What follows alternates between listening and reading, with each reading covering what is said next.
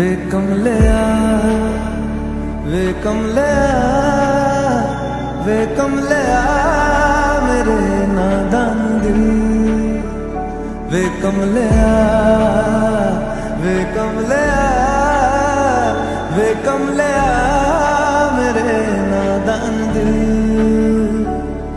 दो नैनों के पेचीदा सा गलिया रे इनमें खोकर तू मिलता है कहाँ तुझको अंबर से पिंजरे ज्यादा प्यारे उड़ जा कहने से सुनता भी तू है कहाँ गल सुन ले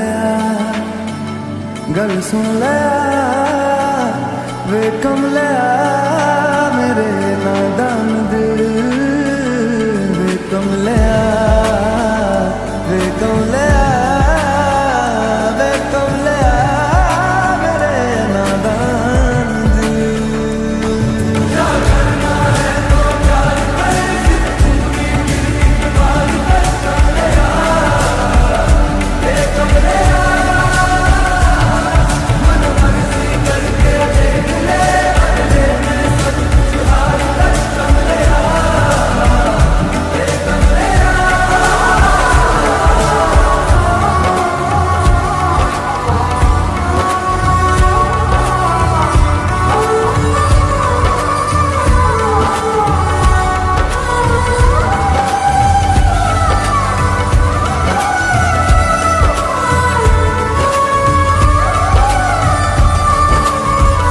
तुझ पे खुद से ज्यादा यार की चलती है इश्क है ये तेरा या तेरी गलती है दर सवाब है तो क्यों सजा मिलती है दिल लगी कि तेरी आज कल परसों की नींद ले जाती है लौट के बरसों की मान ले कभी तो बात खुद गर्जों की जिन पे चल के मंजिल मिलनी आसान हो वैसे रास्ते तू चुनता है कहाँ कसती है दुनिया कस ले फिक्रे ताने उंगली पे आखिर गिनता भी तू है कहाँ मर्जी तेरी जी बलिया वे कमलिया मेरे नादान दिल वे कमलिया वे कमलिया वे कमलिया मेरे नादान दिल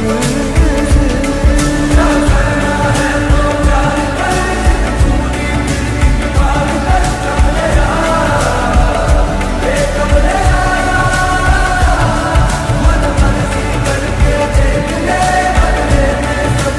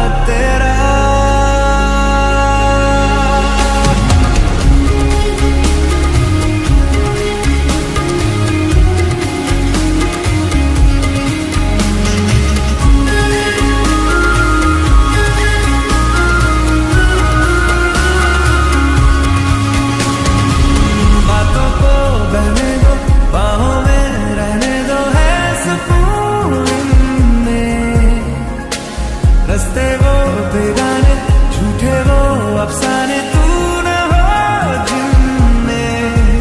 ओ थोड़ी उम्र है, प्यार ज्यादा मेरा, कैसे बता ये सारा तेरा होगा। मैंने मुझे है तुझको सौंपना, बाहों पे राहों पनाहों पे, आहों पे बाहों पे, साहों सलाहों पे, मेरे इश्क पे हक हुआ तेरा। ओ माही माही रे, ओ माही ओ माही, ओ माही ओ माही, ओ माही ओ माही, ओ माही ओ माही, लो मैं कयामत तक हुआ तेरा। ओ माही माही रे, माही ओ माही, ओ माही ओ माही, ओ माही ओ माही, ओ माही ओ माही, मेरी वफा पे हक हुआ तेरा। लो मैं कयामत तक हुआ तेरा। लो मैं कयामत तक हुआ तेरा। लो मैं कयामत तक हुआ तेरा। मेरे इश्क पे हक हुआ तेरा। लो मैं कयामत तक हुआ तेरा। माही माही रे, माही रे।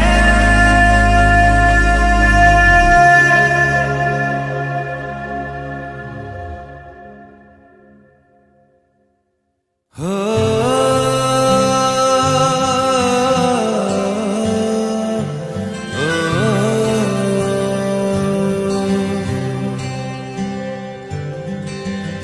आधा तेरा इश्क आधा मेरा, ऐसे हो पूरा चंद्रमा। ओ तारा तेरा एक तारा मेरा, बाकी अंधेरा आसमां। न तेरे संग लागे बांधे जो पीपल पे धागे, इस सुरम के धारे बहते हैं नजरे बचा के।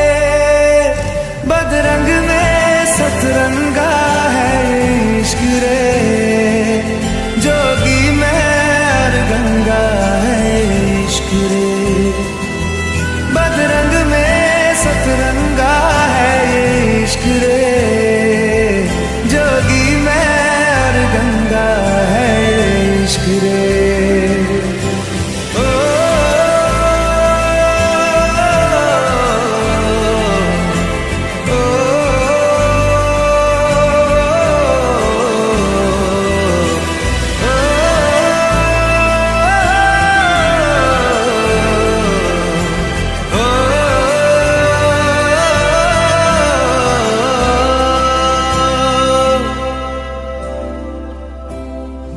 माथे से लगा लूं हाथ, छू के मैं पैर तेरे, हो रख लूं मैं तन पे जख्म, बना सारे बैर तेरे।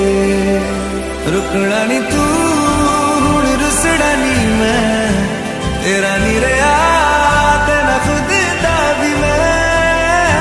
दुनिया तू ही है मेरी, पर नाना अब नाना मैं नहीं आना। शहर तेरे जो फिर संग लागे, रखते वो हमको जला के। वो आगे झूठे वादे ले जा तू कसमें लगा के। रग रग में मलंगा है इश्क रे, क्यों लहू में ही रंगा है इश्क रे।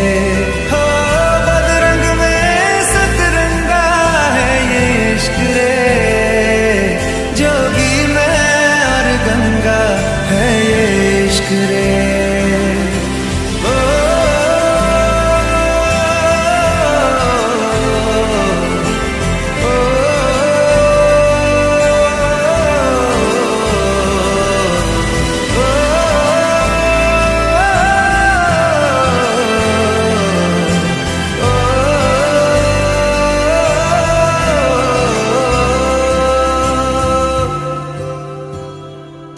सारी यादें पानी में आज बहा दे। ये तेरी भीगी आंखें रख लूं लबों से लगा के।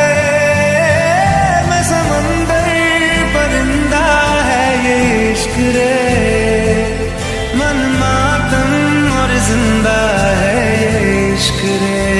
हो बदरंग में सतरंगा है ये इश्क रे, जोगी मैं और गंगा है ये इश्क रे। ओ बदरंग में सतरंगा है ये इश्क रे,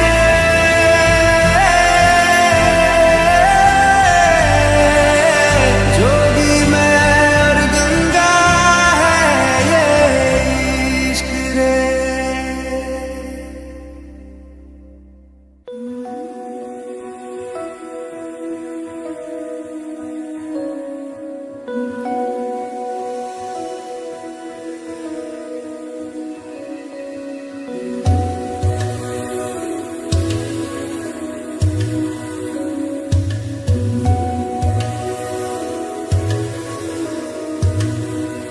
फलक से मैं सितारे तोड़ के जमीन पे लाऊंगा। इजाजत दे जहां भी हो तेरी खुशी ले आऊंगा। कोई जगह ना पता जहां न तू हो दिखा, तेरे नाम से शुरू है हर दुआ। तेरे नाम से नाम जुड़ा के, तेरी राह में शाम सजा के, रब तुझको मान लिया जो तेरे संग इश्क हुआ। वो तेरे नाम से नाम जुड़ा के, तेरी राह में शाम सजा के, रब तुझको मान लिया जो तेरे संग इश्क हुआ।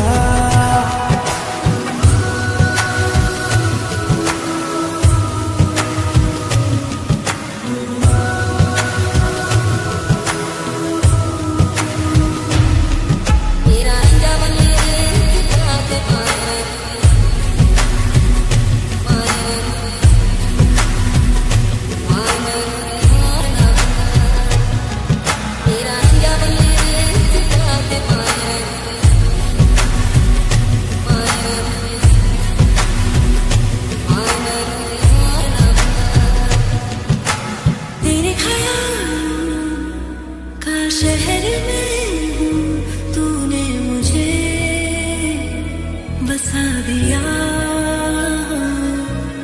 तू है किनारा तो लहर में हूँ, आके तुझे है छू लिया। तेरी सांसों में घुल गया हूँ, तेरे छूने से खिल गया हूँ। तेरी बातों ने ये क्या कर दिया। कोई जगह ना पता जहाँ तू हो दिखा, तेरे नाम से शुरू है हर दुआ। तेरे नाम से नाम जुड़ा के, तेरी राह में शाम सजा के, रब तुझको मान लिया जो तेरे संग इश्क हुआ। तेरे नाम से नाम जुड़ा के, तेरी राह में शाम सजा के, रब तुझको मान लिया जो तेरे संग इश्क हुआ।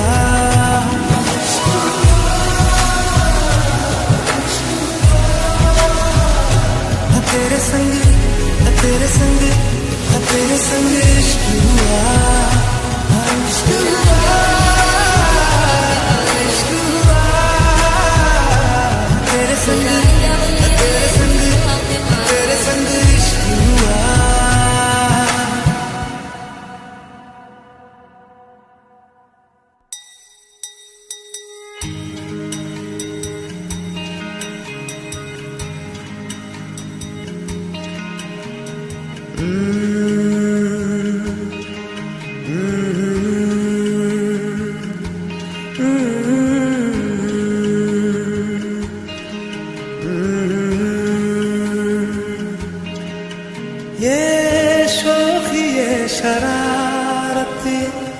नफासत नजाकत ये शोखी ये शरारत ये नफासत नजाकत बहुत खूबसूरत हो, बहुत खूबसूरत हो।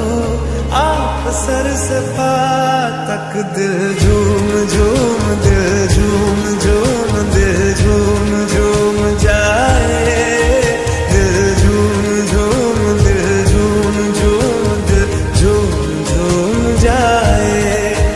तुम्हें हूर हूर किसी हूर हूर हाँ हूर साए पाए, दिल झूम झूम दिल झूम झूम दिल झूमता रह जाए।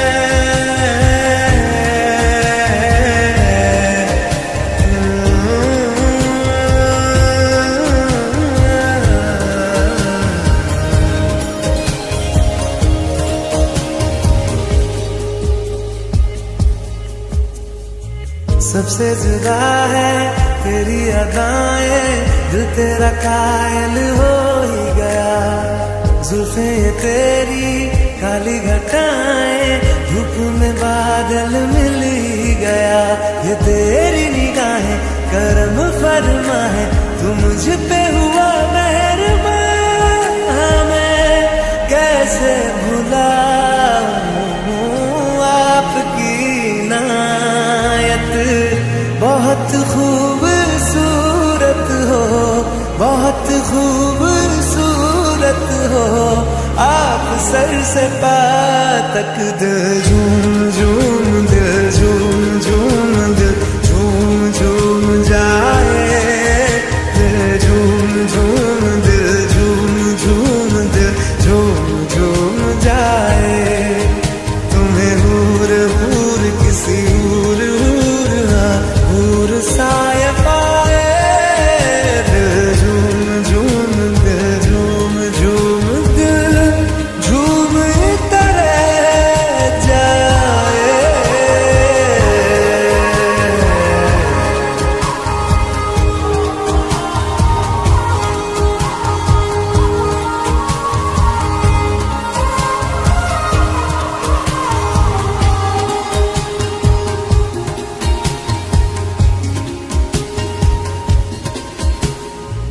बातें तेरी जैसे दुआएं, मैं इनमें शामिल हो ही गया। दिल में तुम्हारे थोड़ा सा हिस्सा हम मुझको हासिल हो ही गया। ये दिल भी तुम्हारा तुम्हारी तरह है, जो खुशियाँ मुझे दे रहा हो तुम जिस भी जगह पे, वहीं पे हो रौनक। बहुत खूबसूरत हो, बहुत खूबसूरत हो। आप सर से पा तक दिल झूम झूम दिल झूम झूम दिल झूम झूम जाए, दिल झूम झूम दिल झूम झूम दिल झूम झूम जाए। तुम्हें हूर हूर किसी हूर हूर हाँ हूर साए पाए, दिल झूम झूम दिल झूम झूम दिल झूमता रह जाए।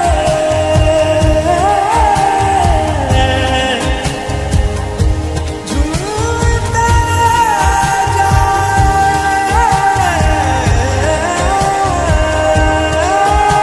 खुदा अब बनाता नहीं ऐसे चेहरे, निगाहें ये जा जा के हाँ जिन पे ठहरे, जिन्हें देखने से मिले दिल को राहत।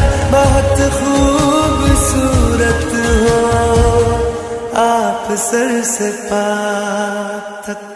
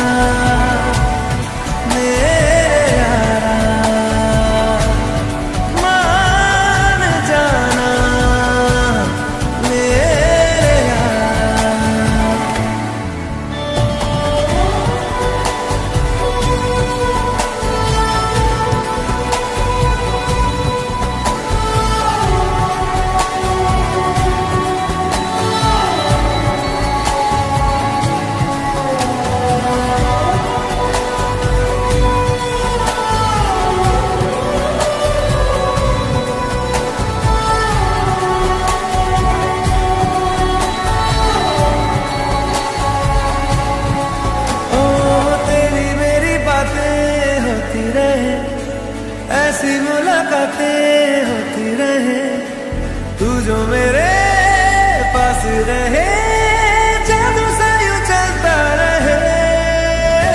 होना है जिससे वो हो जाने दो, खोना है इसे तो खो जाने दो, दूर से तो होगा नहीं, थोड़ा तो करीब आने दो।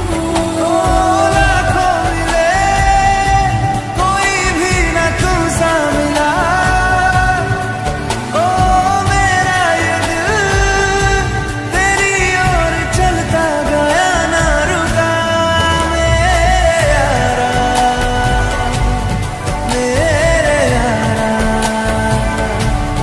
मान जाना मेरे यारा। आके मुझे थाम ले, तू भी मेरा नाम ले।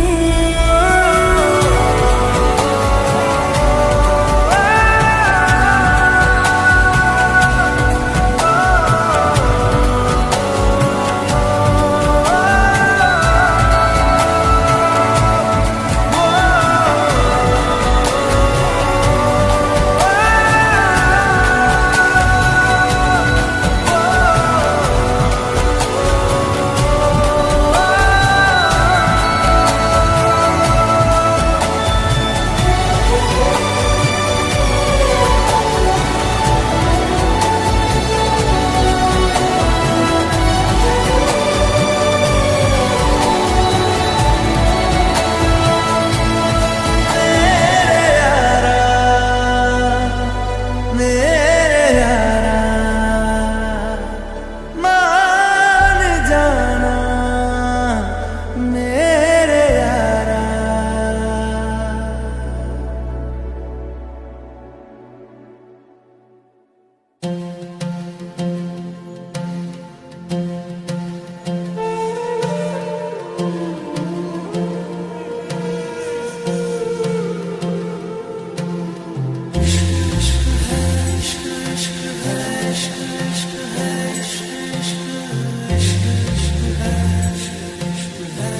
हाँ तेरा रंग जैसे इश्क वर्गा, इश्क का रंग तो है रब वर्गा, रब का रंग तो है पानी सा साफ, पानी का रंग तो है तेरी रूह वर्गा।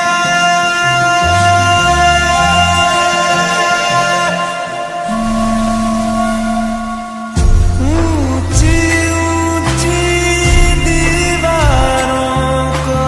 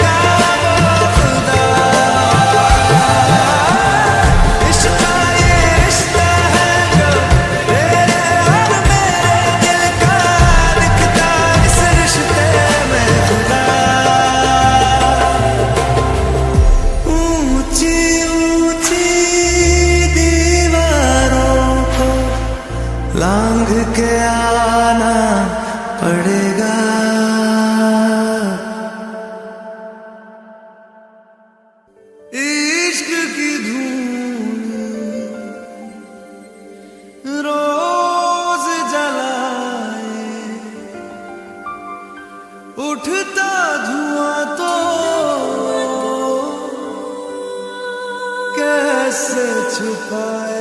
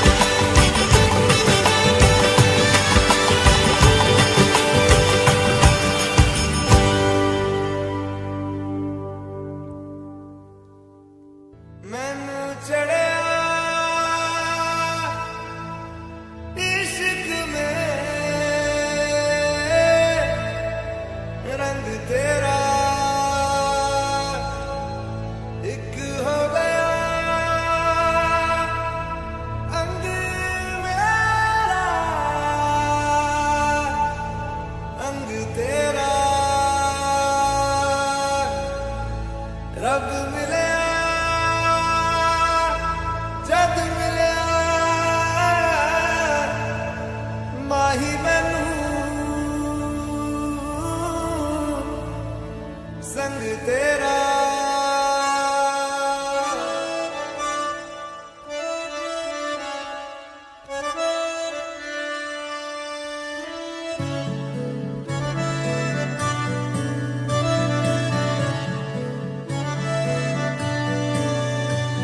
ना हो के भी करीब तू हमेशा पास था, के 100 जन्म भी देखता मैं तेरा रास्ता।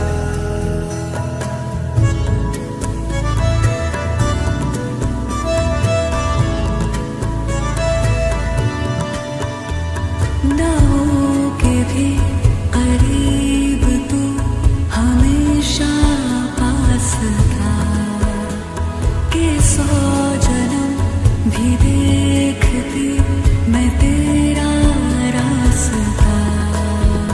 जो भी है सब मेरा तेरे हवाले कर दिया, जिस्म का हर रुआ तेरे हवाले कर दिया। जो भी है सब मेरा तेरे हवाले कर दिया, जिस्म का हर रुआ तेरे हवाले कर दिया।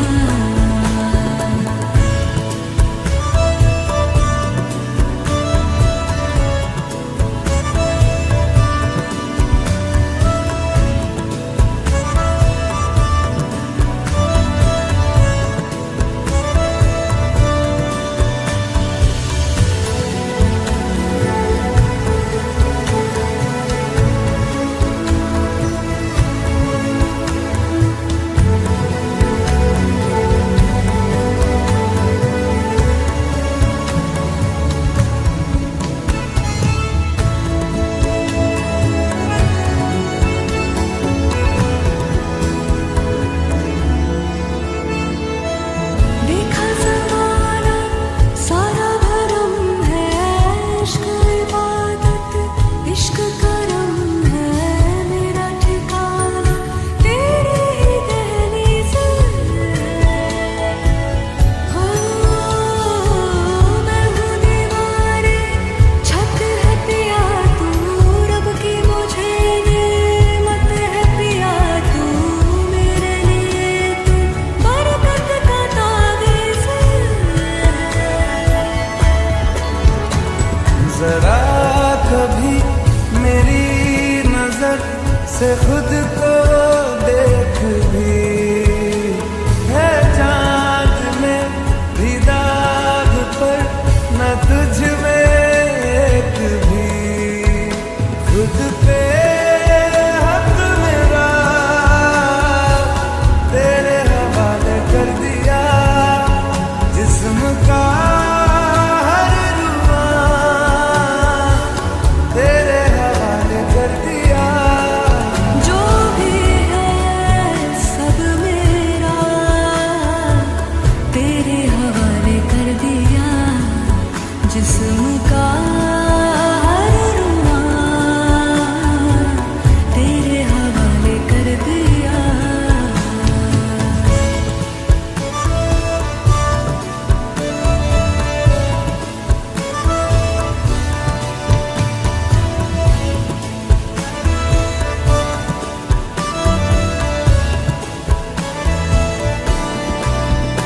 मैनू चढ़िया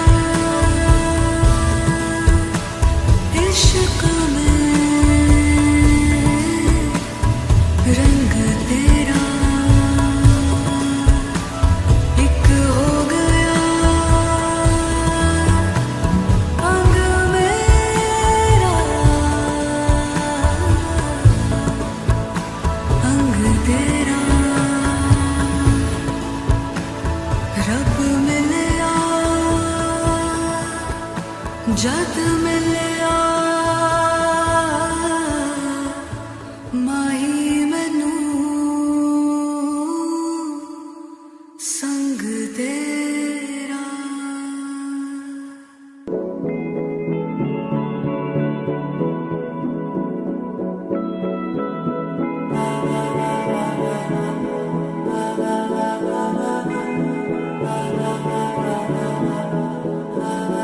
तू मेरा कोई ना होके भी कुछ लागे, तू मेरा कोई ना होके भी कुछ लागे। कि यारे जो भी तूने कैसे किया रे, जिया को मेरे बांध ऐसे लिया रे, समझ के भी ना समझ मैं सकूं सवेरों का मेरे तू सूरज लागे, तू मेरा कोई ना होके भी कुछ लागे। अपना बना ले पिया, अपना बना ले पिया, अपना बना ले मुझे, अपना बना ले पिया, अपना बना ले पिया, अपना बना ले पिया। दिल के नगर में शहर तू बसा ले पिया।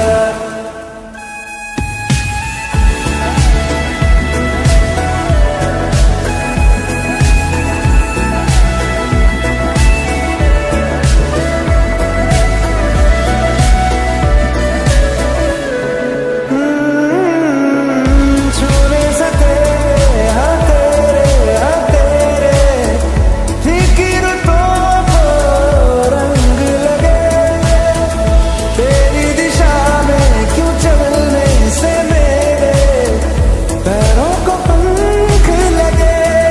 रहने मेरे काम का जग सारा हो बस तेरे नाम से ही गुजारा, उलझ के यूं ना सुलझ ना सकूं। जुबानियाँ तेरी झूठी भी सच लागे, तू मेरा कोई ना होके भी कुछ लागे। पिया अपना बना ले पिया, अपना बना ले मुझे, अपना बना ले पिया। ओ सब कुछ मेरा चाहे, नाम अपने लिखा ले, बदले में इतनी तो यारी निभा ले। जग की हिरासत से मुझको छुड़ा ले, अपना बना ले, बस अपना बना ले।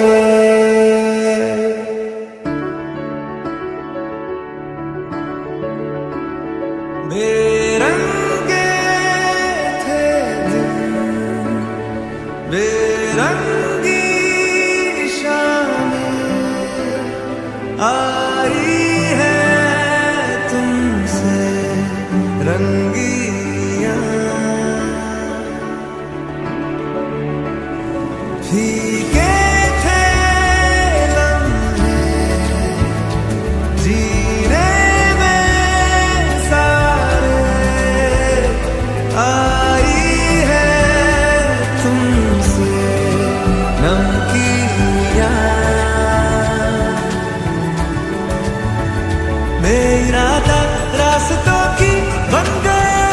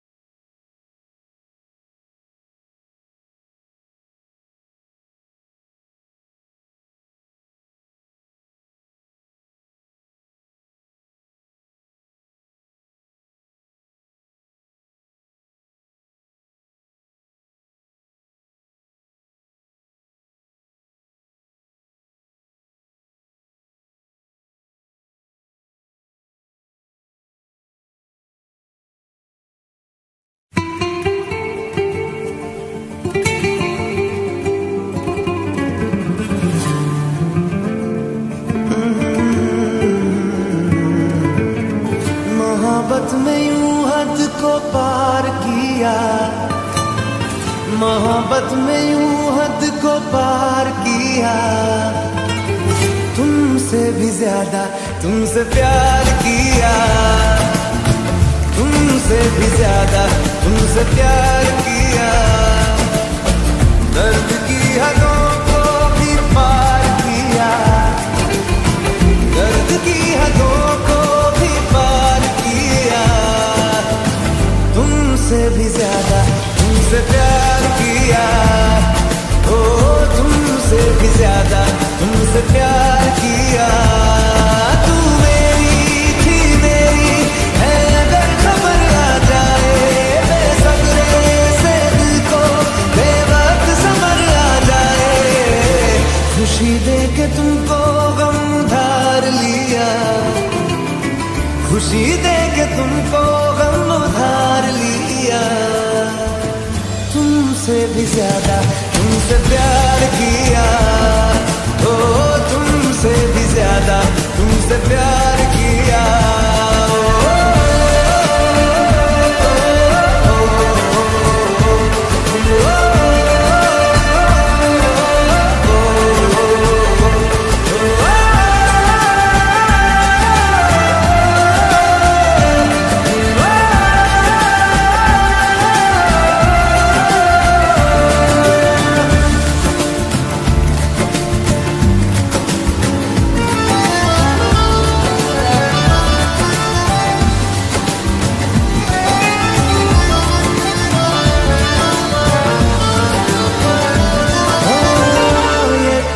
कैसी है ये जलन है कैसी, हालांकि दोनों में है वफा पहले सी।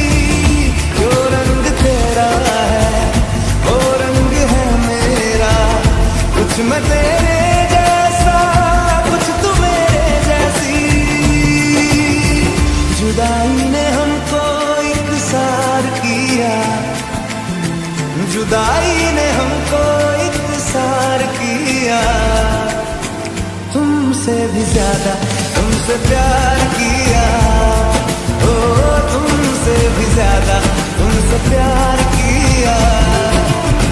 मोहब्बत में यूं हद को पार किया, मोहब्बत में यूं हद को पार किया। ओ तुमसे भी ज्यादा तुमसे प्यार किया, ओ तुमसे भी ज्यादा तुमसे प्यार किया।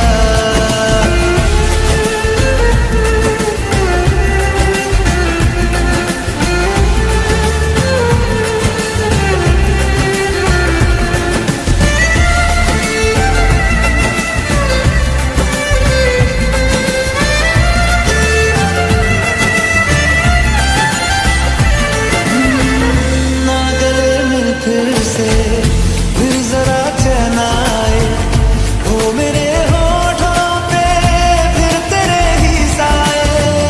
बिन तेरे जीना भी मौत ही लगता है, या तू आ जाए या सांस भी ना आए। दुआओं में ऐसा इजहार किया, दुआओं में ऐसा इजहार किया। तुमसे भी ज्यादा तुमसे प्यार किया, ओ तुमसे भी ज्यादा तुमसे प्यार किया। मोहब्बत में यूं हद को पार किया, मोहब्बत में यूं हद को पार किया। तुमसे भी ज्यादा तुमसे प्यार किया, ओ तुमसे भी ज्यादा तुमसे प्यार किया।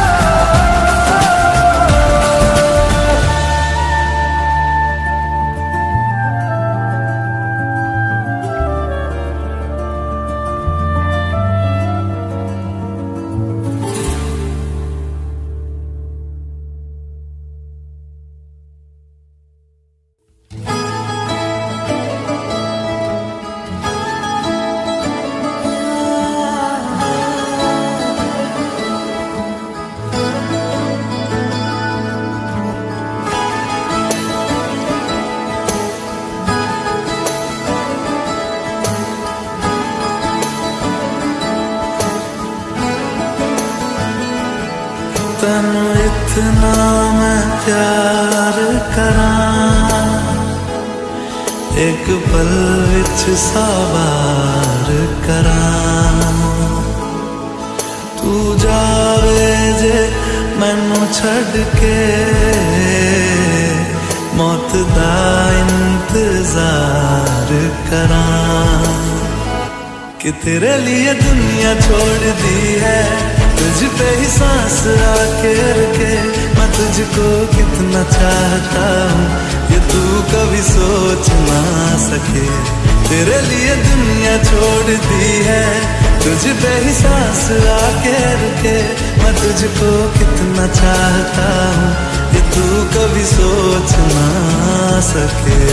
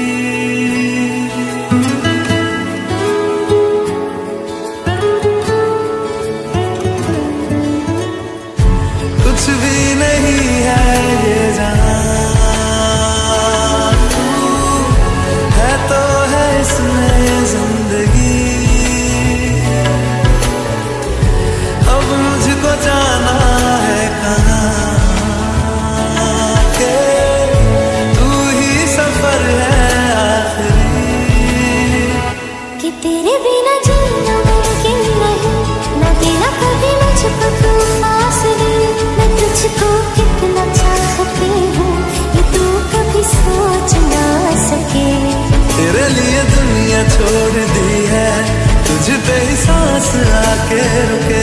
मैं तुझको कितना चाहता हूँ ये तू कभी सोच ना सके।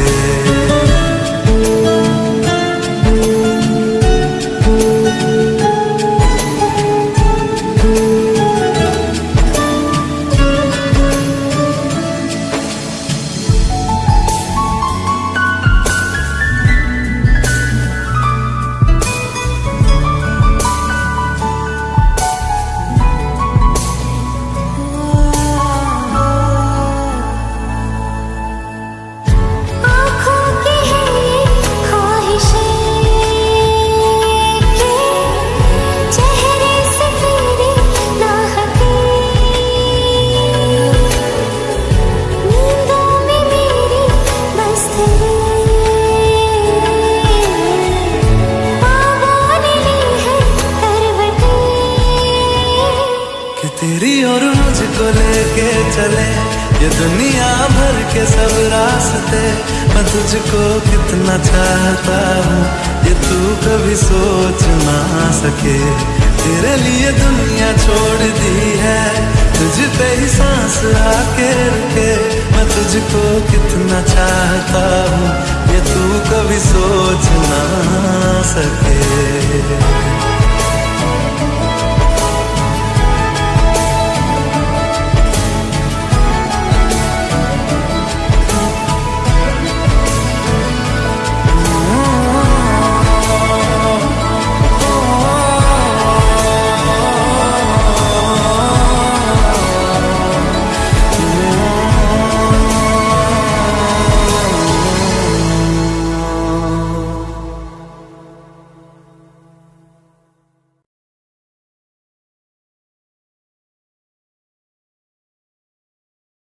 Welcome to Fin Compass.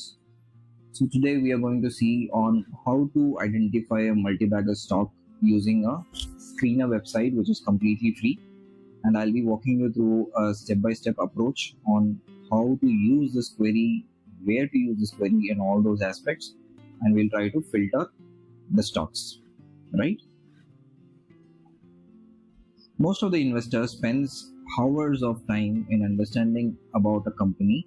They read about the company's P&L, they see the charts, they hear it from their friends, all these things, and finally they end up picking up a mediocre stocks. What they're not doing is they are not understanding, or they are not reading about the facts and data of those companies in a clear manner, and they end up investing in a mediocre company. But what if I tell you, you can actually do all these activities in less than 10 minutes? And you know what? There are 5,000 plus stocks which is listed under NSE, and it is difficult, practically it is difficult for anyone to go understand all these 5,000 plus companies manually and try to pick them and start investing in each and every company, or whichever the companies a person is selecting. So today I will show you how exactly this filter works, which you can use it in the Screener app, and why each filter matters, and the biggest mistake each investors make while screening for a stock. And finally, at the end, I will provide you a complete query which you can use in the Screener website to filter out and shortlist the stocks. So let's begin. Why 90% of investors never finds a winning stock? Let me ask you a simple question. Imagine it is 2010. You have invested 1 lakh in some random stock because someone on TV recommended it, or you picked the stock from a newspaper recommendation. And your friend buys another stock because it was trending. But the third one spends just 10 minutes looking at company financials before investing. Let's fast forward 10 years. Who do you think would have made most money? The answer isn't luck. It's purely a process. And that's exactly what we're going to do today.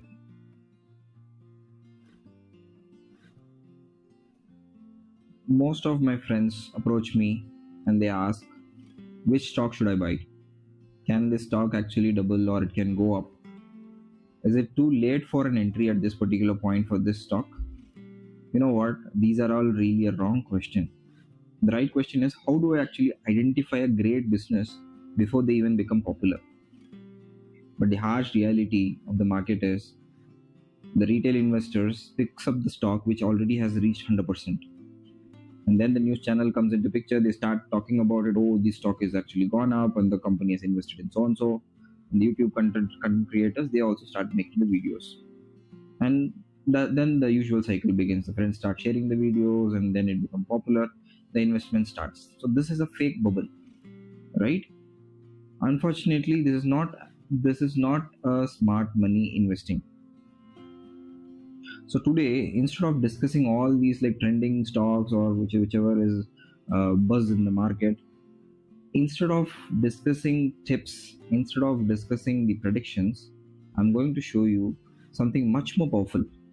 A powerful framework, a process, a system, a method that can help you to discover quality companies by yourself. Just think, you own a company and you wanted to hire one employee, but you receive 5,000 plus applications. Would you interview all 5,000 people? Of course not, right? You will actually have some kind of a filtration process. You would look for a very minimum degree from the particular candidate, an experience, relevant skills, a clean track of record. You will apply all these filters and finally you'll get a handful number of candidates. Stock is something very similar to it. Indian stock market actually has more than 5,000 plus companies. You know, some are really excellent, some are very average, and some we should completely avoid it. But the challenge here is, how do we actually identify these exceptional these businesses, which is like a hidden gem out of this 1,000 plus stocks? Because one great stock can change your financial future. Not overnight, not through luck, but just through compounding. Imagine finding a stock before the mutual fund accumulates it, or an analyst start covering it, financial media talks about it. That's where the real wealth creation begins. The process I'm going to show you today is not based on any predictions. It is based on numbers. The numbers doesn't have any emotions. They are ruthless. The numbers doesn't follow any social media trend. The numbers tells the truth. And here is the interesting part. When we start applying these filters one by one, you will see thousands of stocks disappearing instantly. By end of the video, one small number of companies which will survive.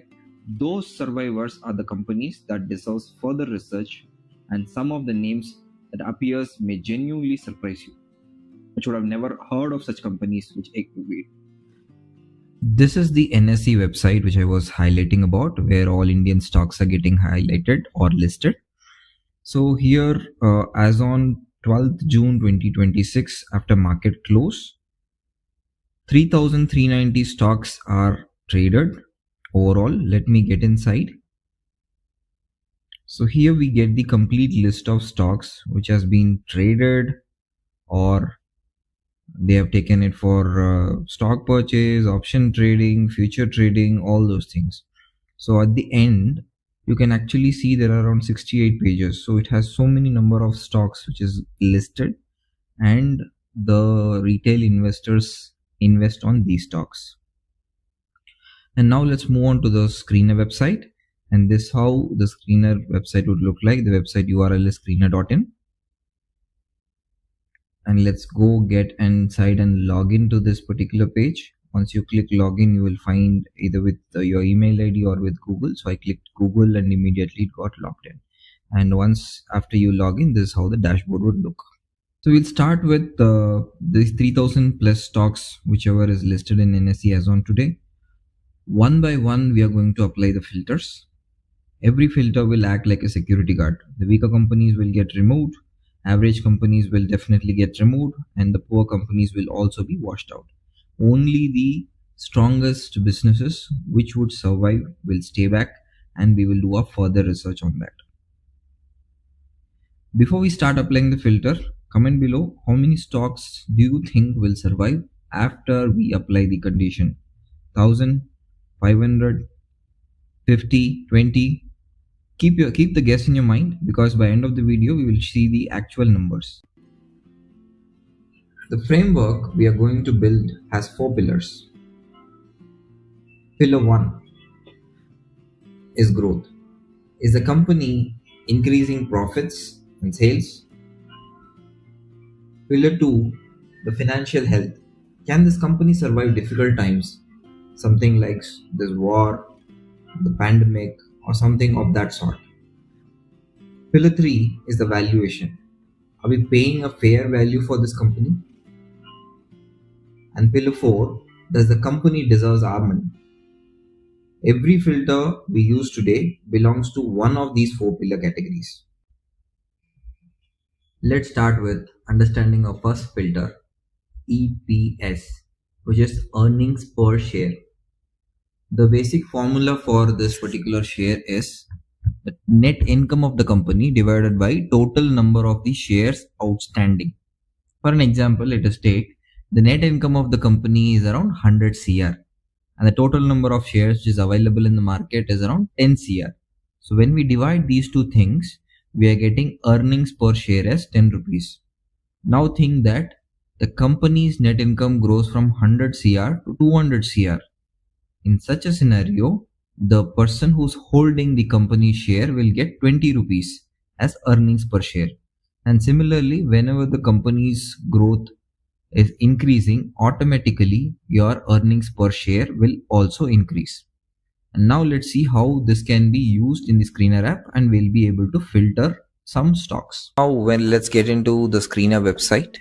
So under Screener website, you can see feed, screens and tools. So click on to screens and create new screen. So here let's enter our first filter, which is EPS. If you give tab, this will get applied, and then you should give last year written as greater than 20%. Okay, so EPS is earnings per share of last year, which is greater than 20%. And now let us run this query. So this is nothing but, if you check on this one, it will only provide where the March 26 results are out. For those companies, this particular query will get executed and then you will get the result.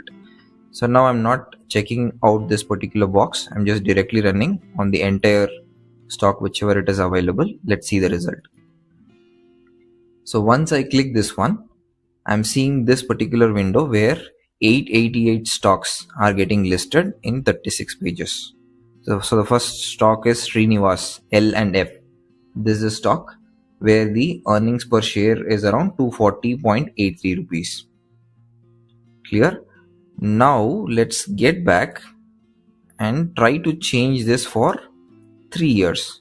I'll remove this query and I'll put EPS 3 years greater than 20%, and again let me run the query.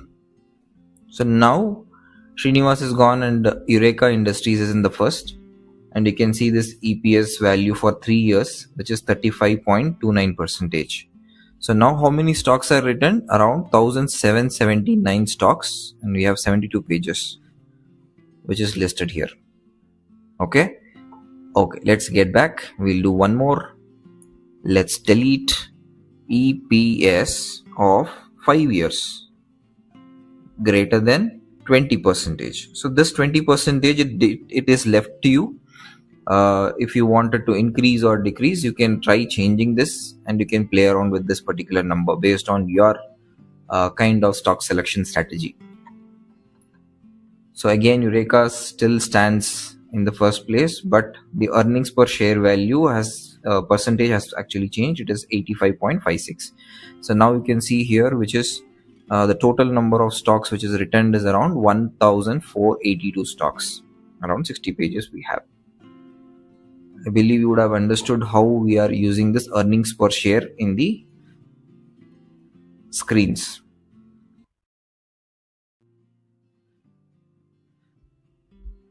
Next, we are going to see about PEG ratio, which is nothing but price per earning to the growth. Okay, so this indicator actually gives an idea of whether we are overpaying for a stock or not. For an example, you have a product, something like a shirt or a shoes or something, which costs way cheaper. For example, it is available for 100 rupees. Will you pay 10,000 rupees and buy that particular product? Obviously not, right? The same thing, to identify for a stock, this PEG ratio would actually help. So what should be the PEG ratio? How this PEG ratio can help us in identifying it? So here we will type this query called PEG ratio should be greater than, it should be less than 1. So in such a scenario, what we get is the fastest growing companies which is available at a reasonable price. So let's run this query, and here we are having 2752 number of stocks which is getting listed. So whatever the PEG ratio you're seeing here are less than 1. Okay. Now the next filter is the debt filter. And this is something, the financial disaster for any companies. You know what? Many companies, they don't fail because of the competition which is available in the market, but they fail because of their debt, whichever they're carrying. Debt becomes dangerous when the interest rate rises, when the sales actually slows down, when the economy weakens, when there is a war, when there is some uncertainties which is there in the market, and some kind of speculation which is there. So in all these scenarios, this debt thing becomes a disaster for any company. So now how this can actually help us? Let's try to put another query and we'll learn how to use this debt function. So debt to equity is the query which we'll be using it now. Debt to equity ratio should be less than 1. Okay, so we'll keep this debt to equity ratio as less than 1 and run the query. And we are seeing these are the companies where their debt ratios are very low. 4,238 stocks which is having their debt to equity ratio as less than 1. Okay, the highest debt to equity ratio is a riskier company. The next filter which we are going to discuss, which is more powerful, and this will actually remove some major chunk of the stock instantly. Yes.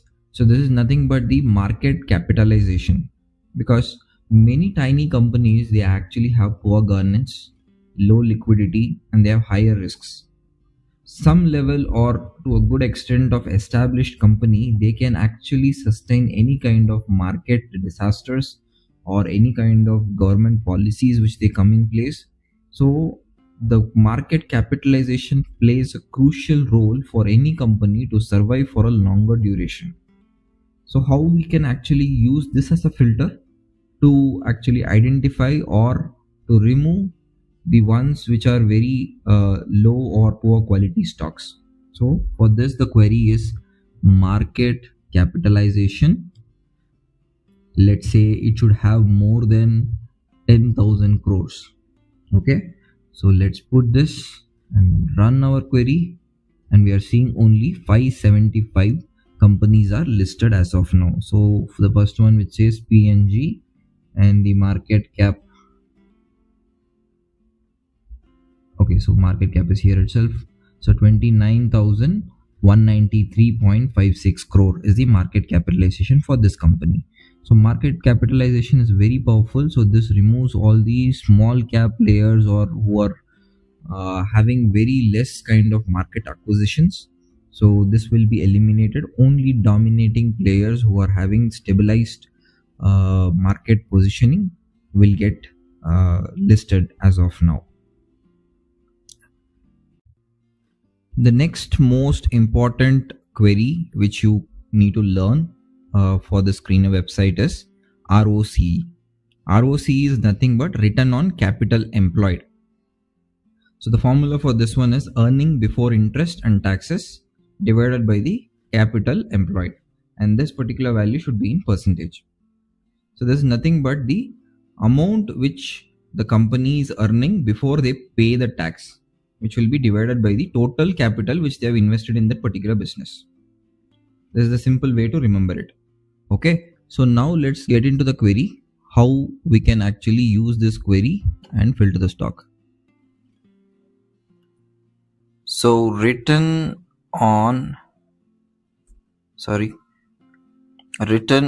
capital employed should be greater than 30%. Let's keep this and let's run this query, and you can see here the listed stocks are around 396 stocks.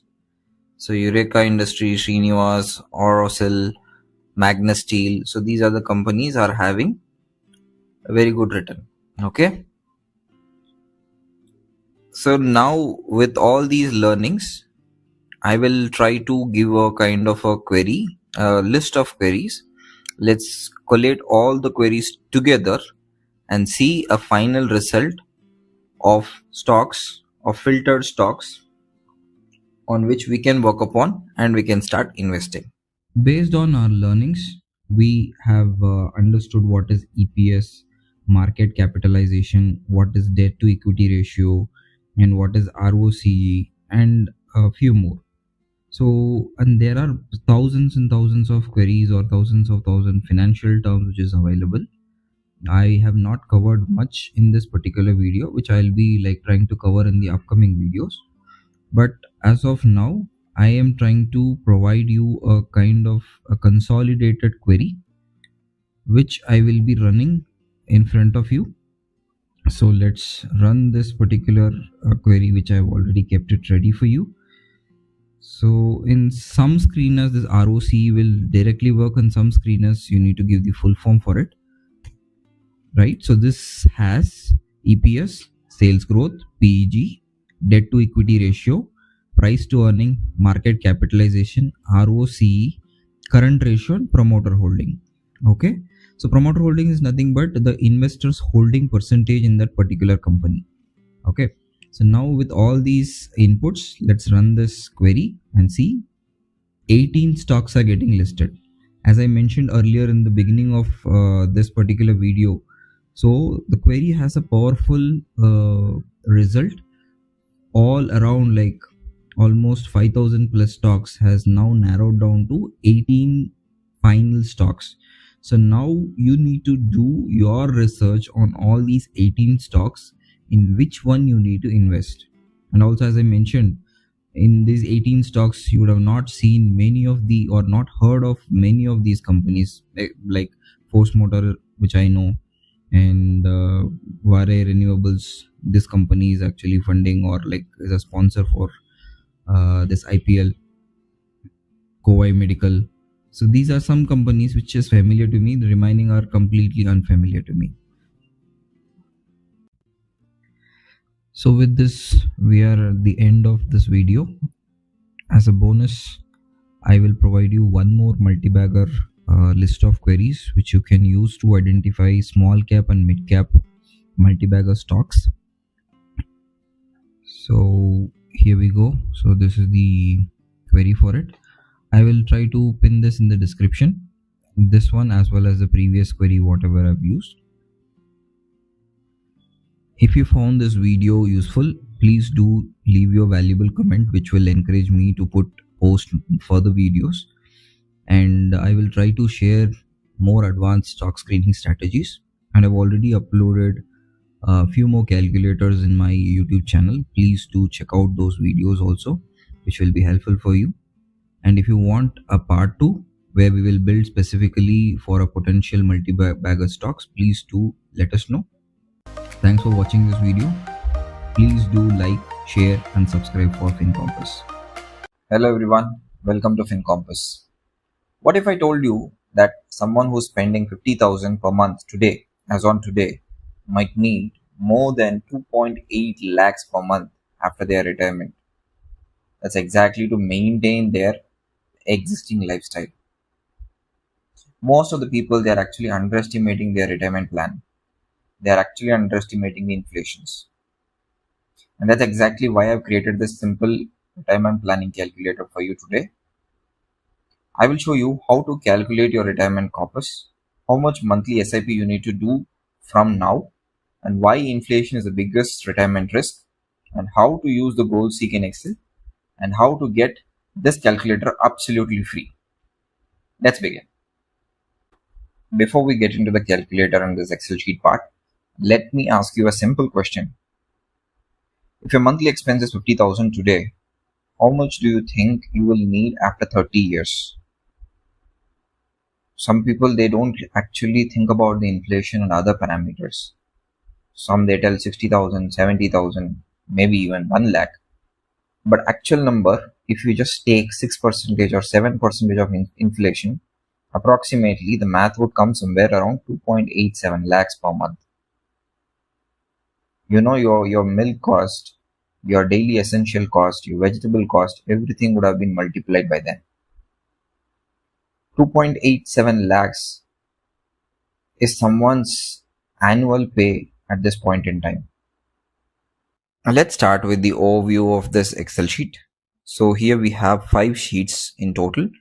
The first one is the input sheet, where the yellow highlighted tabs is where you will be manually entering all your input values.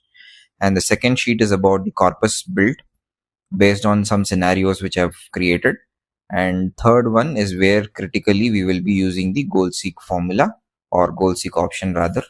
And then finally we have a dashboard which talks about your expenses, how much you will be investing and all those things. And then a graph which represents your required corpus and the total corpus which is created. And final sheet which describes about the descriptions and some kind of explanations which will help you to understand the terminologies little bit better. If you wanted to understand it in a much detailed way, you can refer to this particular sheet. And the sheet doesn't have any complicated formulas, no VBAs, no macros.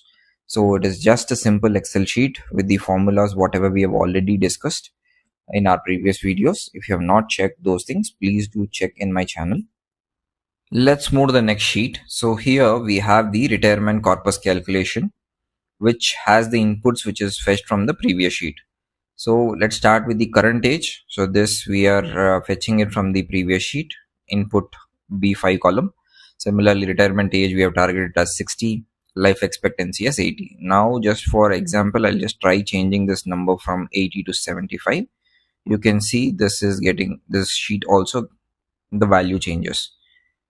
Now per se, I'm just keeping the values as is. I'm not changing anything. Years to retirement is 30. This is nothing but the difference between retirement age to the current age. Similarly, retirement years. Post your retirement, how many years you want your fund to serve you. So that is mentioned here. So this is 20 years as of now. And monthly expense today is 50,000. So this we would have given the breakup in the previous input sheet. And annual expense is nothing but multiplying this 50,000 into 12 times, 12 months basically. Inflation rate is also fetched from the previous sheet. And post retirement return is nothing but the corpus whatever you're having at the age of 60 during your retirement. If you're keeping this fund in some return giving instrument, let's say it could be senior citizen scheme, FD, or real estate based something, or some kind of legit investment strategies, you can try keeping this percentage as per your return calculation. So as of now, I'll keep it 0 and let's see the calculation.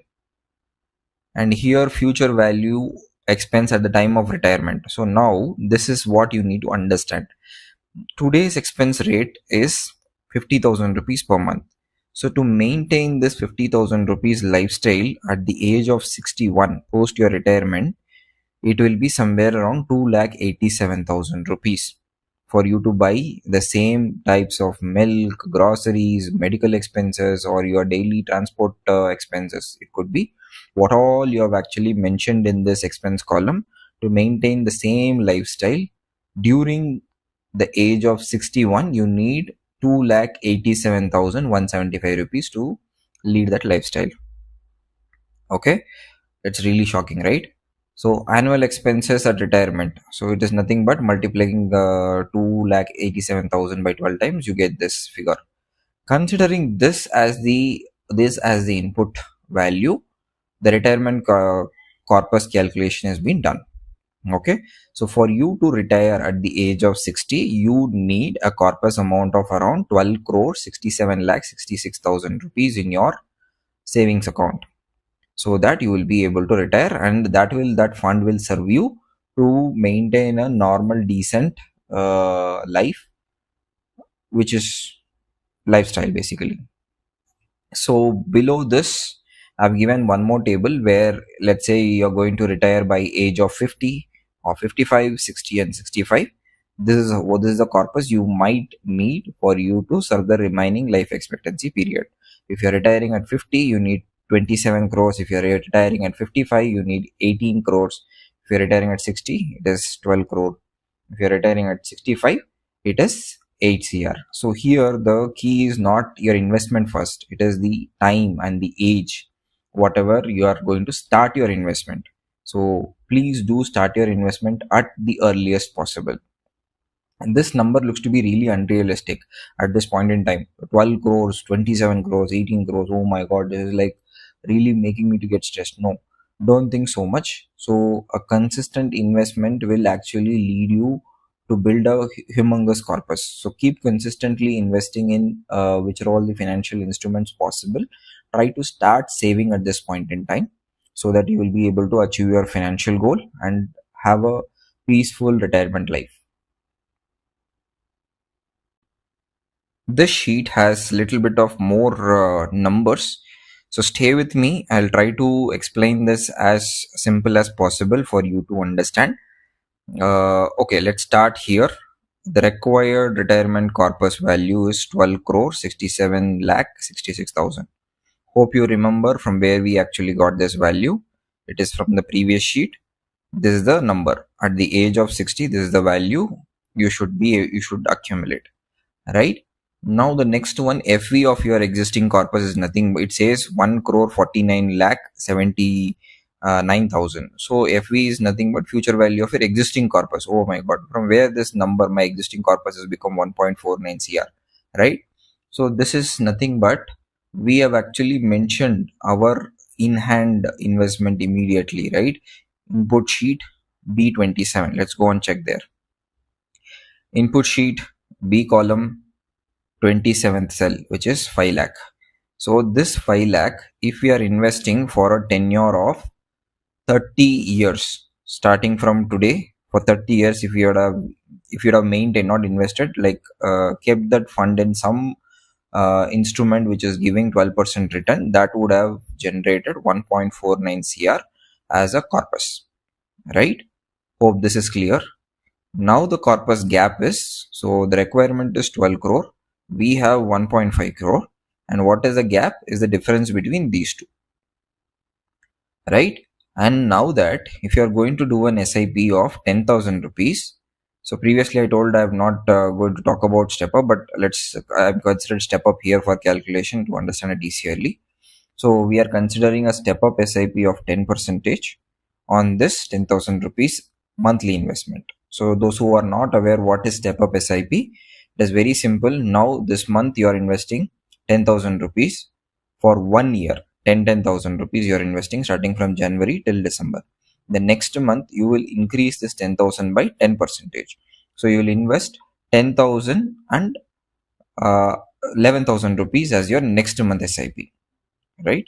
And your monthly return is nothing but, for a 12% return giving instrument divided by 12, this becomes 1% as your monthly return. And what is the tenure you're going to give this when you're going to retire is 360 months, which means 360 divided by 12, 30. So 30 from today, 30 years later we are going to retire. So this 360 represents that. Okay, let me delete this again. So FV SIP contribution. So when you're doing this SIP by investing 10,000 rupees every month and by adding a step up of 10% every year, so we'll be able to accumulate somewhere around 8 crore 83 lakh 41,000 rupees. Okay, so the total corpus accumulated will be this plus this, which is around 10 cr, but still we are having a gap here. 2 crore 34 lakhs is still a gap. First, let me clarify how this 8 crore 83 lakhs has been achieved. So here, if you see this particular table, first column talks about the months, second column talks about the year, third column is your monthly SIP, and fourth column talks about your opening future value and growth, and then your closing future value, which is the sum of these two things. Clear? So let me explain. With the first year, you are investing for 12 months and you are making a corpus of 1,28,093 rupees. Next year, we are making a 10% step up. So this 10,000 rupees becomes 11,000, right? We are continuing this second year also, where your corpus is built to 2,85,000 rupees. In such a fashion, we are started investing 10% increment year on year, and finally by the age of 30 or end of 30 years, we are accumulating 8 crore 83 lakh 41,236 rupees. Let's check this number is correct or not. 8 crore 83 lakh 41,236 rupees. So both the numbers are matching. So the next column is the sum of B5 and B11. B5 is nothing but your existing corpus which is multiplied, and B11 is nothing but your SIP investment amount, right? So both put together we are having 10 lakh.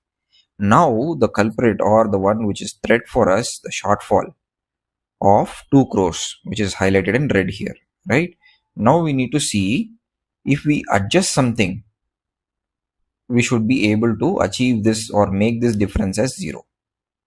What we can adjust, what is the element which is open for us to go and make this adjustment, is nothing but your monthly SIP value, right? So this is the only element we should be able to touch upon and make this difference as 0.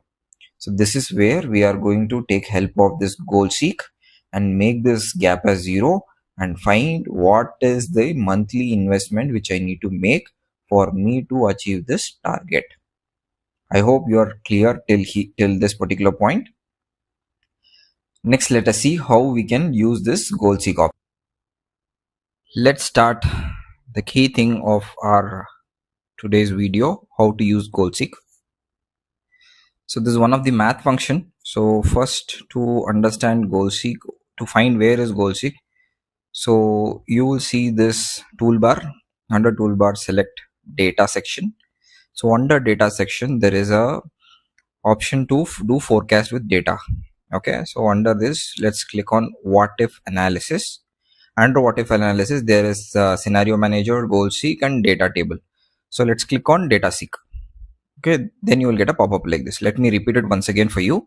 So click on the toolbar, data, what if analysis, goal seek. So you will get this one. So just follow this instruction, whatever has been mentioned here. So now our intention is to make this difference to be 0. By changing what? We need to change this monthly input SIP, right? So what is the value this difference should become? It should become 0. So keep this in mind. So now we need to go, just see this instruction in goal seek sheet. We need to change, we should select B15 cell. So B15 cell is this one, select this one. And then what this value should change to? This value should change to 0. And by changing what? We need to change the input SIP. Okay, so let's click, select this and click by changing input SIP.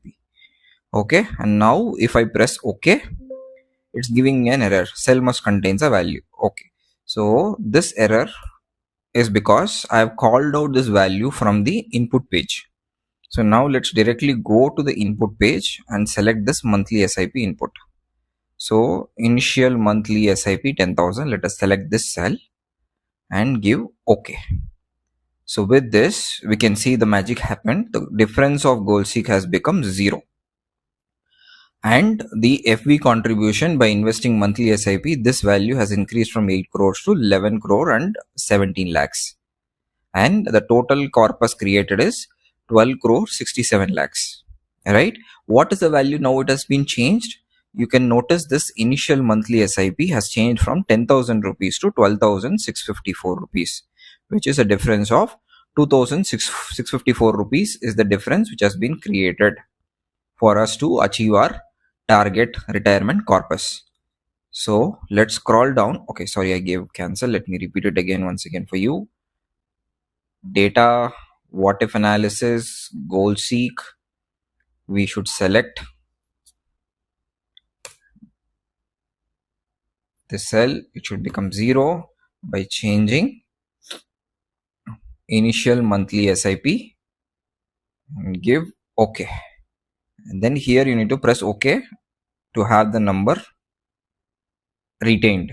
So here we are seeing for the first year the SIP amount is so much, and second year after a 10% of step up it has become 13,919, and by end of 30 years of investment we are seeing the total corpus as 11 crores 17 lakh 86,000 rupees, right? So this is the same number which will reflect here as well, right? So hope you are clear till now how to use goal seek. Now that we understood regarding the goal seek, let's go and see the dashboard, which will give the final summary result of all our inputs. So since the gap or the difference has become 0, you can see the charts, the graph for required corpus and the total corpus are same. Okay, so all these are the inputs which are in the gray colors, and the green colors are the calculated values, and here is the final value which is fetched. Just to show the comparison, let me again go to this input sheet and I'll try to change this 12,654 which we have achieved through goal seek again back to 10,000 rupees and give enter. And let's go and check the graph there. So you can see, just don't get confused. This is marked as 0 rupee, 20 rupee and 100, something like this, because this I have just converted in millions. That's the reason. So you can see this is somewhere around 10 crore 33 lakh something of that sort is the value whatever we are achieving here. Okay, which is not matching. Okay, these two numbers are matching. So now again Control Z. So with this we are achieving with our target required corpus. Clear? And moving on to the last sheet, how to use. So this has the key terminologies, what all the jargons which is there in this particular sheet, the explanation, full forms for it. So please do check out if you are really interested, keen to understand what each and every terminology is about. So this will actually help. So with this video, I have enclosed a link to download this editable Excel sheet. Please do click on the link, try to download this Excel sheet and try playing with this number. For example, now I'll just quickly change the rent to 25,000. So you can see the total expenses changes to 59,000, and automatically your corpus has been changed from 12 crore to 14 crores, right? So please do play with this sheet. You will understand the sheet much better, and also plan your investment as early as possible for a smooth retirement life. So here with this we come to end of today's video. So if you want a real-time explanation about how to create this retirement calculator by yourself in a step-by-step manner, so please let me know in the comments. I will try to post a video on how to create such an Excel sheet by yourself at your end with simple Excel formulas. I can guide you on this, so please let me know your interest. I hope you found the video interesting and informative. So please do like, share and subscribe to FinCompass, and do share this video with your friends and family.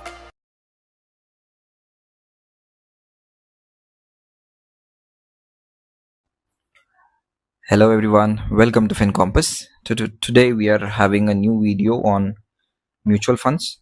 So this video will be different from the ones which are already available on the internet on how to choose the right fund. So here we are going to see how we can eliminate from the 5,000 plus funds which is already available in the market by applying filters, and by changing the ranges of those filters, and see which will be the best one where you can focus and invest your money, where which will not have a kind of a very major impact to your fund. So let's begin. Let me explain this interface or this dashboard. So you can see this plane towards your left has the filters, and here you have the list of fund and its details, all the subcomponents or the performance related information which will get listed in these columns one by one. So now let me start applying all these filters which I'm going to discuss today. So once you log in, if you see this reset button is enabled, I would urge you to click this button first and then start applying this filter. So first we are going to click on to equity. So equity is the one which you're going to see today. We are not going to concentrate on debt funds, commodities or hybrids or others. So just to give a quick glimpse, what is commodity? Commodity is nothing but this gold, silver or any other metals, aluminium, copper or whatsoever. If there is a fund related to that, so that comes under the category of commodity. And debt funds is nothing but which is the investment which is made on the fixed assets, something like FDs or bonds or something which is related to corporates, short durations, so, and which is available in the money or cash equivalent, right?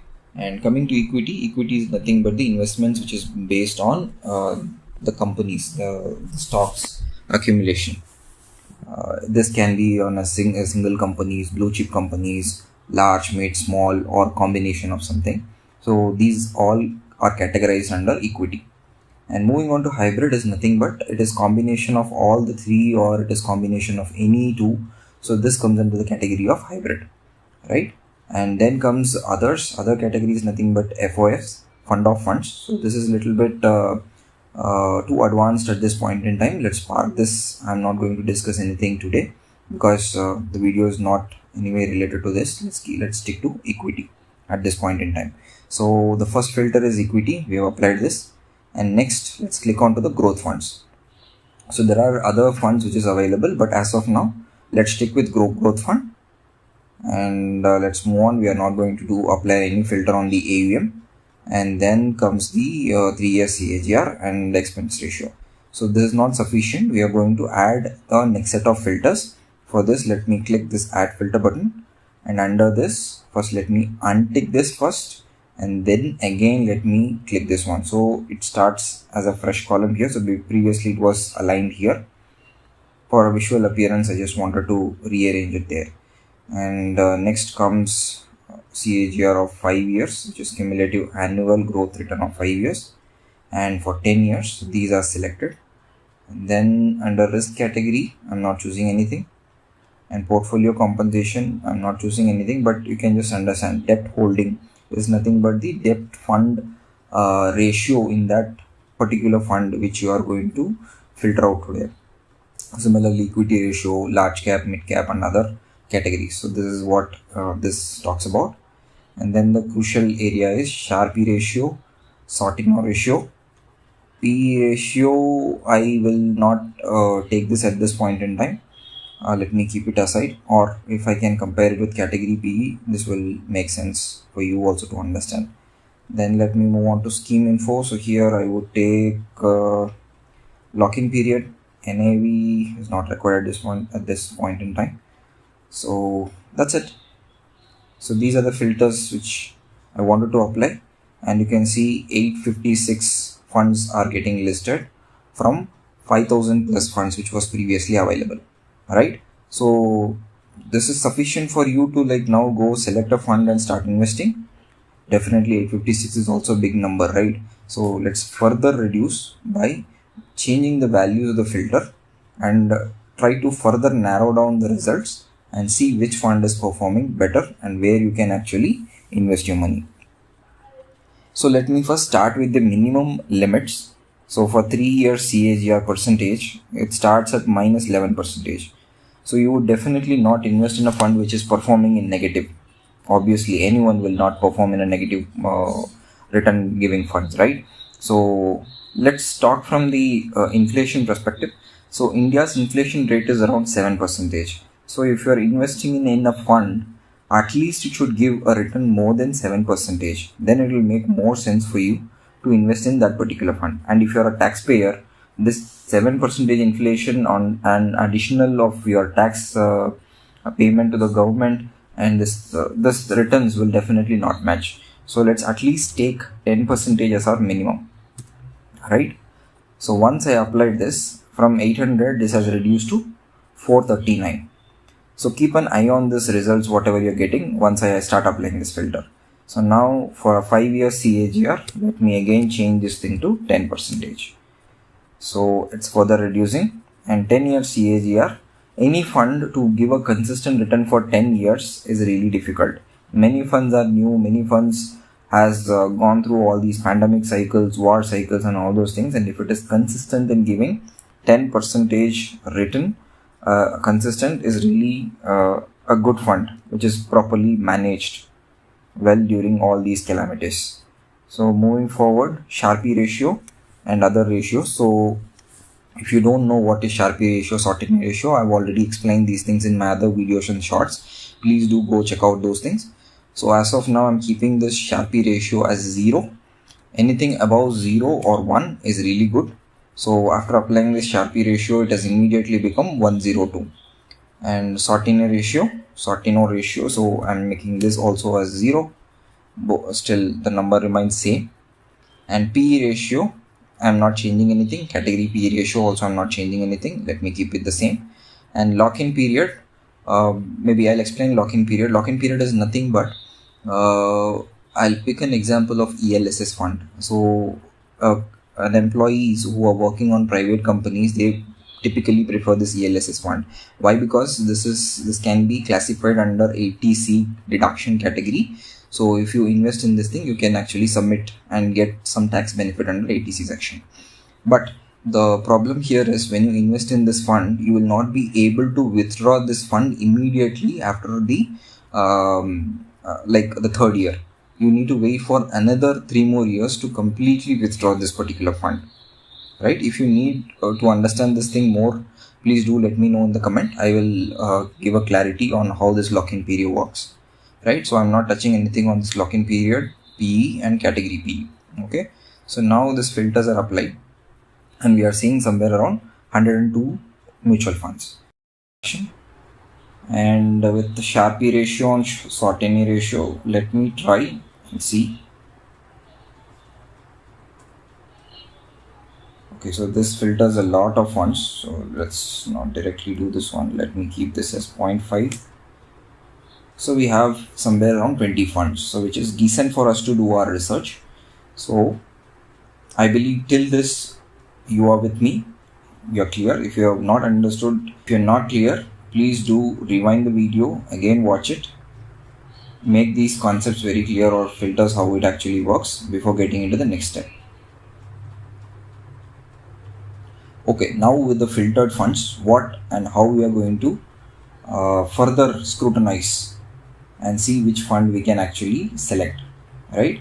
So again, I'm highlighting this is only for educational purpose. I'm not going to like recommend any kind of funds. Please do your research before investing in any of these funds, right? So now let us see the AUM, which is around 46,623.39 crores for SBI focused fund, right? And let's directly get into the return perspective. So you can see in 3 years it has given 17.26, and in 5 years it is reduced from 17 to 13.98, and in 10 years it is around 15.94, right? And let's move on and see what is the Sharpie ratio. Sharpie ratio is 0.5, sohneya ratio is 0.06, and PE ratio and category PE ratio. So whatever I was trying to tell when I was trying to apply the filter, right? So category PE ratio is nothing but for any fund. Let's say the fund consists of automotive, then it is a thematic fund. So that particular fund will constitute a price to earnings ratio. So the category of all the funds which is available under that, specifically the automotive related funds will be categorized, and its average price will be taken, which is nothing but here in this case it is around 27.41. And the PE ratio, whatever you're seeing here, this is specific to this SBI focused fund. We need to see whether these things are close by. If the difference is far high, then it is overperforming, which means the fund has already reached a higher saturation level, or it is trading at a higher NAV than its actual NAV, category NAV. Now if you see here, this HSBC midcap fund, the category average is around 33.76, but here it is 39.54. It is slightly higher than its category average. Whereas this Nippon India infrastructure fund, you can see it is somewhere around 7 or 8 percentage, which is higher, right? Similarly, if you see this SBI PSU fund, it is actually underperforming. It is almost 20 percentage less than its category average, which means there is a probability this can actually go up very high, or it might further fall down. So it is not actually performing up to the mark, or people are not concentrating on this particular fund. It is something like a hidden gem. So there are two probabilities to it. So it is a kind of riskier to choose this particular fund at this point in time, right? So this is the difference, or the way you should understand how this PE ratio works for mutual funds, right? Let's see whether there is any locking period. There is no locking period here. So here, based on this kind of information, now we need to see how we can better select the mutual fund. So there are like 20 funds which is listed as of now. I'm not going to discuss on selection of funds in this particular video. So till this, we were able to apply filters and kind of eliminate the funds which were not suitable for us to go and invest, and see the range which is better optimized for us to make a kind of specific decisions to choose the fund, and we can invest in that particular fund. I hope you would have learned something new in this video. If you found this video useful, please do like, share and comment, and share these videos with your friend, and do subscribe for FinCompass. Hello all, welcome to FinCompass. So today we are here with a new video on the fundamentals of investments which any investor should be aware of. So this is about funds, which is a broader classification of mutual funds and SIPs. So you would have heard the buzzing words about this funds, right? Something like blue chip, large cap, mid cap, small cap, then liquid debt or thematic funds, the mutual funds itself and SIPs, and something based on commodities, right? So these are the some varieties of funds which you have really heard of if you are there in the investment market. But many of us, we are actually not aware what is the difference between mutual funds and SIP itself. Let's quickly try to understand about what is the difference between SIP in this video, followed by that the broader hierarchical classification of the funds, how are these bifurcated, and followed by that we'll try to declutter which are all the funds which is necessary for you to focus on as a new investors and the advantages about it. So this is the flow of the video.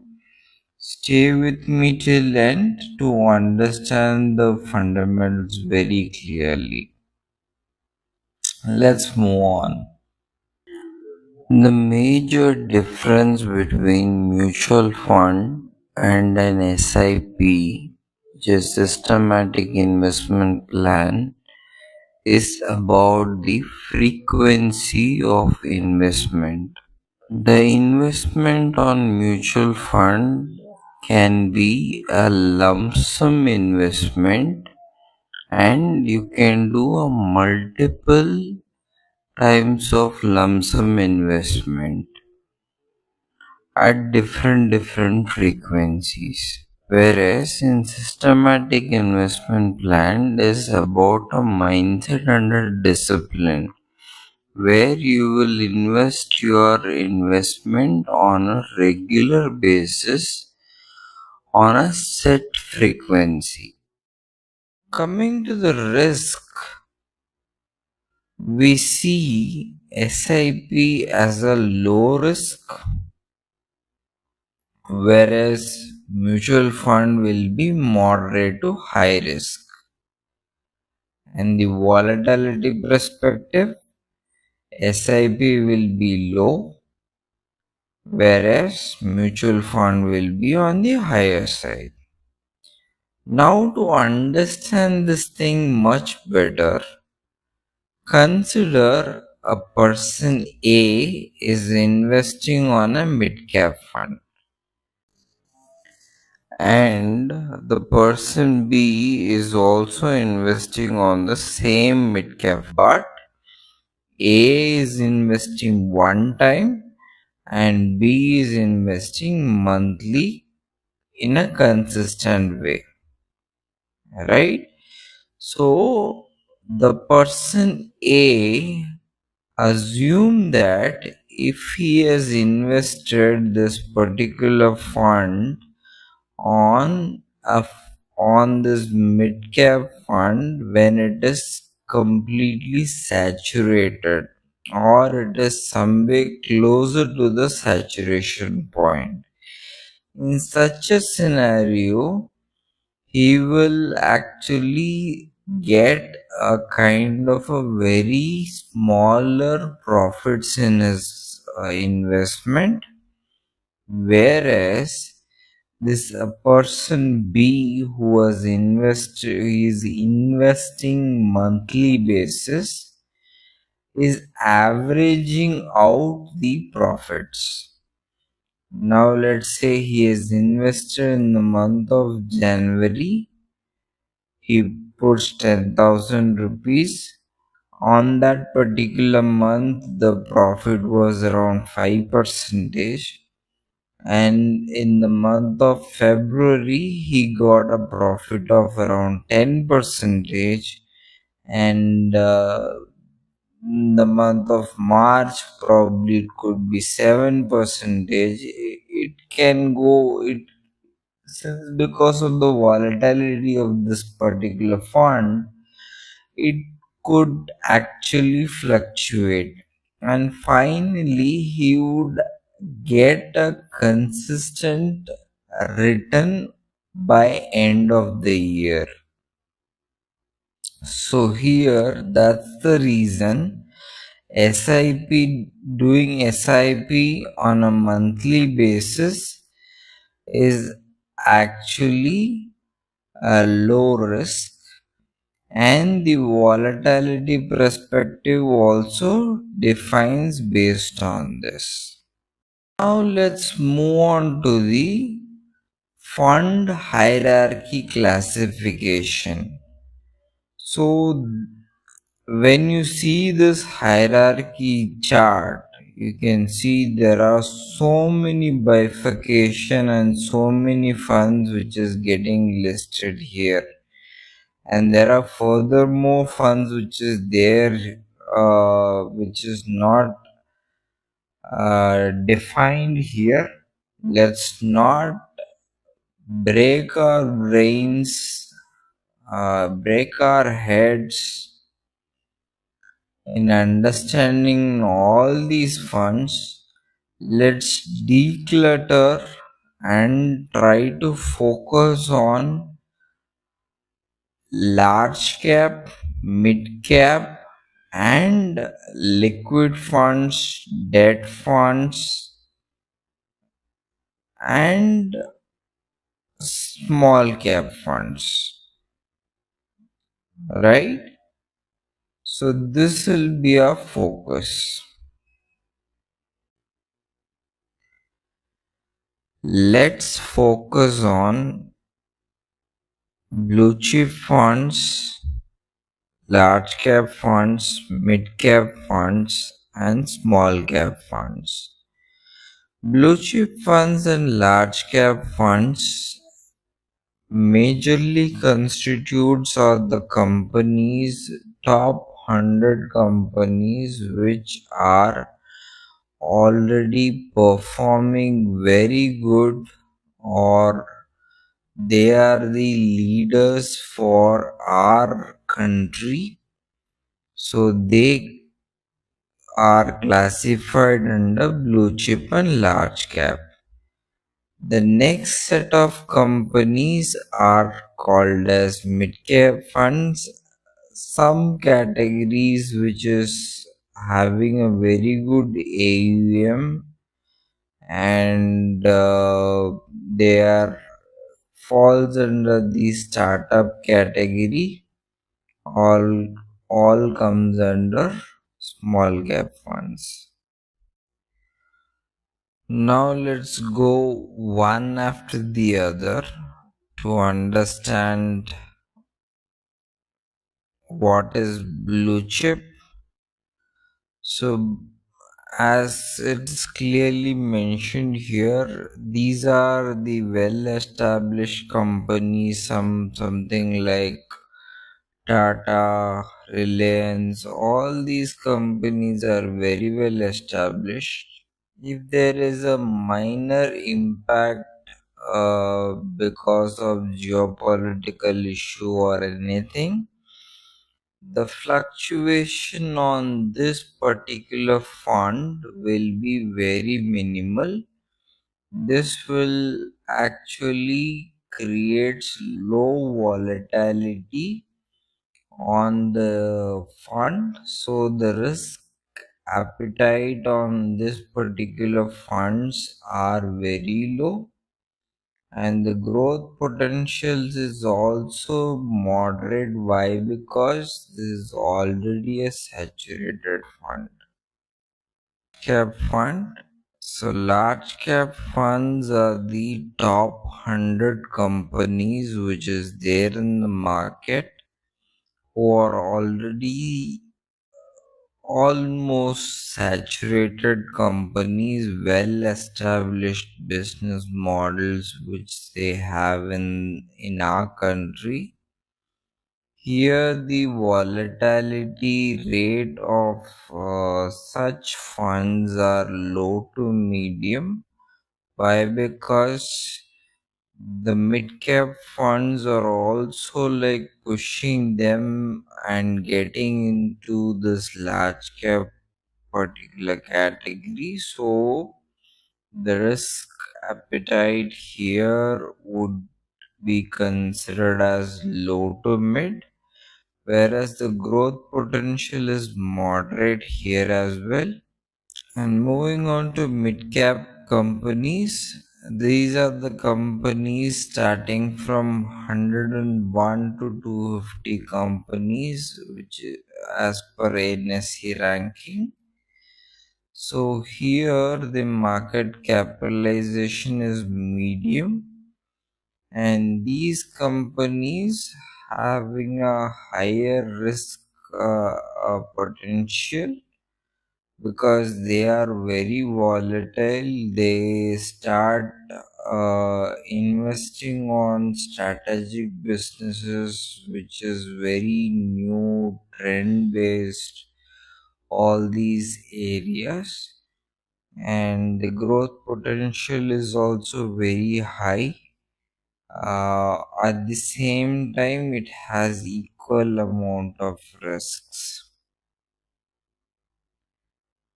Coming to small cap companies, these are the companies which starts from 251 ranking of the NSE chart.